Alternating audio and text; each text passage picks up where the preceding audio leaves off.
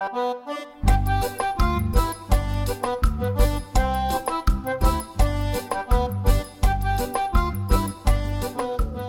toutes, une petite vidéo où nous allons voir aujourd'hui le bourrage de la pipe. Alors il y en a beaucoup qui parlent beaucoup du bourrage en faisant presque des recettes scientifiques, des trucs compliqués.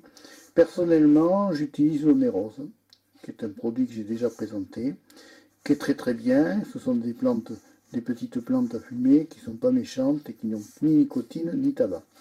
Donc ça se présente en fines couches, en petites fines particules que je stocke dans ceci, dans un sac comme ça, tu vois, où tu peux mettre ta pipe dedans. Et alors quand on ouvre ce sac, on découvre à l'intérieur la substance qui est ici au fond. Alors, tu vas peut-être pas bien la voir, mais ça n'a pas tellement d'importance, c'est pas grave. Donc tu vois, ce sont des graines. Alors attends, on va ressortir. La pipe s'est barrée. Bêtisier, elle a peur. Bon, c'est pas grave. Elle a foutu le cas, la pipe. Ça, c'était pas prévu. donc ici, nous avons... Alors, attends, ça va être chaud pour filmer ça. Voilà, attends, on va y arriver. Voilà. Donc nous avons cette espèce de truc à fumer, là, tu vois, des plantes comme ça.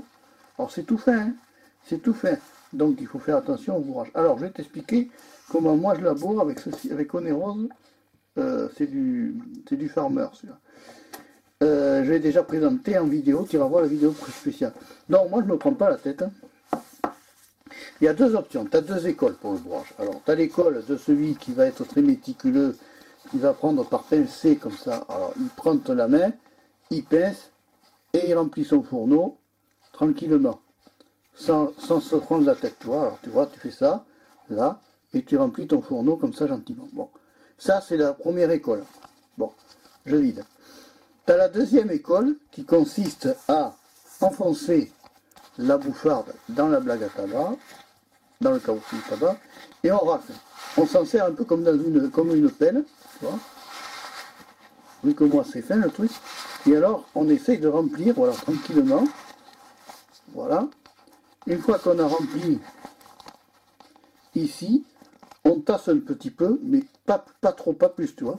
Il ne faut pas tasser plus. Pourquoi? Parce qu'il ne faut pas fermer l'air. Voilà, tu remplis là.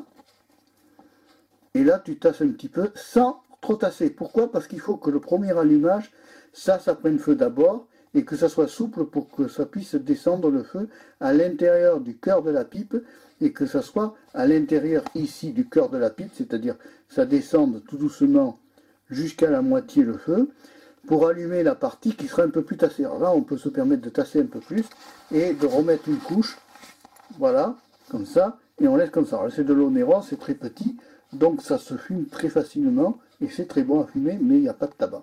Voilà, donc là on peut dire que la pipe elle est bourrée et elle reste sobre. Donc on a bourré la pipe, tu vois, avec de l'onérose et ça donne ceci en résultat. Je te montre un peu plus près, tu vois, ce sont des petites graines, des petites choses comme ça et c'est vraiment très bon. Il y a zéro tabac, il y a zéro nicotine, il n'y a rien du tout dedans, c'est juste que des plantes. Il y a un mélange de guimauve, trèfle des prés et des choses comme ça qui peuvent nettoyer. Donc nous avons vu comment est-ce qu'on bourre une pipe avec onérose. Tu vois, c'est aussi simple. Alors on tasse bien. Après, une fois que tu as allumé ta pipe, ici, ça va se relever, cette partie-là va se relever. Donc on laisse bien une marge. Parce que si tu bourres comme ça, par exemple, on va continuer. Tu vas voir, je vais te montrer quelque chose. On va continuer à remplir. Là, je m'en sers un peu comme dans une pelle, tu sais. Tu vois, tac, je remplis. Bon, admettons qu'on la bourre jusqu'en haut, comme ça. Le problème, c'est que quand on va allumer ici la pipe, avec le feu, ça va prendre le feu ici uniformément et ça va se soulever. C'est la flamme en combustion qui va soulever la substance à fumer.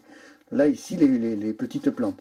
Donc, les plantes aromatiques. Donc, une fois qu'on a fait ça, on est sûr, il faut laisser une marge. Pourquoi? Parce qu'il faut prévoir que ça va se soulever pour pas que ça s'allume et que ça s'en aille comme ça à droite, à gauche. Tu vois. Donc, on tasse bien et là, on peut dire qu'on a la pipe prête à fumer. Bon. Après, comment vider une pipe, tu retournes et tu lui dis au revoir et ça reste au fond. Il a trop bien tassé le Marc.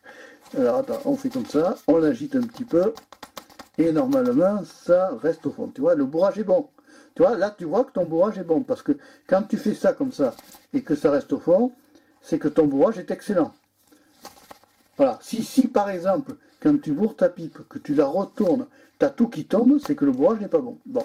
Donc nous avons vu aujourd'hui comment est-ce qu'on bourre une pipe avec de l'onéros. C'est de l'onéros, mais là, si c'était avec du tabac, par exemple, Amsterdamer, on fera un autre tuto pour voir comment on bourre la pipe avec de l'Amsterdamer. C'est pareil, le bourrage reste le même. Le principe est strictement similaire. Allez, si tu as aimé la vidéo sur comment bourrer une pipe sans alcool,